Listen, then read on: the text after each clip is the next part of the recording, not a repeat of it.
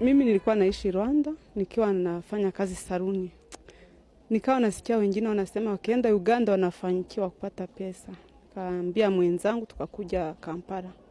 Mwenzangu maisha yake yakawa sio mazuri, anapenda mambo ya outing, mimi sipendi. Bahati nzuri ama bahati mbaya sijui, nikapata mwanaume mzee, mtu mzima kuniliko. Na akanipa mimba, naye hakuishi na mimi, ni hao wanaume wa kupita pita. Akaenda Tanzania, akaniacha Kampala nikiwa na mimba. Nikiangalia Rwanda sina wazazi, nikiangalia Kampala maisha sitayaweza, sababu Kampala kuna raha zaidi. Nikaamua kuja kumfuata huko Tanzania.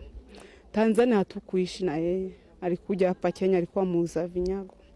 Kufika hapa Kenya namfuata naona haeleweki, tunaishi maisha mabaya, lodging nini na nini. Nikaamua nikasema acha nipange nyumba, hata kama ni kuomba msaada. Nitaomba msaada ni walee watoto wangu. At the time Hadija became pregnant, she was only 17 years. Sasa nimekaa na watoto wangu, nikasikia kuna mzungu anafanya business ya curio. Wanatafuta basket huko Rwanda. Sina mtaji, sielewi English, yani sijui nitaanzia wapi. Nikaambia mwanaume nisaidie, unipatie pesa, hata kama hizo pesa zitasaidia watoto wetu. Kanipea 8,000, nikaanza biashara kwenda Rwanda. Nilikuwa nikizichukua sehemu kunaitwa Butare. Hapa 04 nikatafuta mtu wa kuwa ananisaidia mambo ya internet. Mkikuyu mwingine anaitwa Mwanji na mke wake anaitwa Fei. Tumekaa kama miaka 3 kwa hiyo urafiki ya kusaidiana, na hata akiwa na pesa ni mwazime na mwazima. So what happened that she found herself in the wrong hands of the law enforcers? Mwanji ni kama aliona wivu. Kwa kusema ukweli mbele yenu na mbele ya Mungu, chenye wamenistakia sijafanya. Lakini kwa yote nimekuja kumshukuru Mungu. Nimeona Mungu labda kuna mambo umenificha. Unajua ukiwa kotini kama ukipelekwa mara kwanza, mambo ni mawili, yes or no. Yani nashangaa. Mambo huyo Mwanja amekuja akasema nilikuwa nauzia wasichana wanaume sijui. Yani nashtuka hivi na sielewi. Anasema kwamba nauzia watoto wanaume au wasichana wawili. Na mbele yenu na mbele ya Mungu sijatenda. Yani hata au wafungwa matusi yao ni kukuambia kwenda kazi yako kuuza watoto wenyewe. Unakubali, hakuna cha kufanya. Hauna cha kufanya sababu tayari ukishavalishwa nguo ni kama sijui ni kama rana ama sijui ni nini, haujielewi, kila mtu atakudharau. Life has never been this painful for Hadija.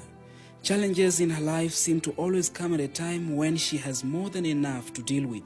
But even behind bars, she is not giving up just yet. Not with the hope she has found in Christ Jesus. Siku ya kwenda judgment ilikuwa 08 mwezi wa 10. Nikahukumiwa miaka 15 na faini ya 2 milioni. Sasa nimefika hapa, maisha yakanichanganya. Ukienda wapi unaona maisha ni magumu, kila sehemu na kila mtu anakudharau. Nikawekwa hata odi nyingine ya mawazimu nini na nini, unakaa kama unachanganyika. Lakini tangu dini ya 7 day ingia hapa yani inakufundisha, unaelewa Bible, wanakupea hizi nini. Hata niliingia hapa sikuwa najua kusoma vizuri. Yani nimepitia sikupata hata nafasi ya kwenda shule. Wanakupea hizi. Unakuna soma pole pole, unaelewa pole pole. Unasoma Bible, unapata jibu kwa Bible. Sababu hata kuishi kwangu hapa sikuwa naogopa chochote. Nimesema kama nilipitia ile yote, nilikuwa siogopi mtu yoyote. Natamani hata nikufe, wanipiga hata marisasi nikufe. Lakini saa hizi nimeanza kuelewa ni mpango ya Mungu. Ukisoma historia ya Yusufu, ukisoma historia ya kina Abrahamu, yote walipitia yale magumu. Mimi namshukuru Mungu sana na mimi nampenda. Ingawa niko jela, lakini jela haiko ndani yangu. Tunapitana na mambo mengi zaidi. Lakini ukisema Mungu, kama wakina Yusufu waliweza kushinda, hata mimi nitashinda. Na nina imani. Sababu gani?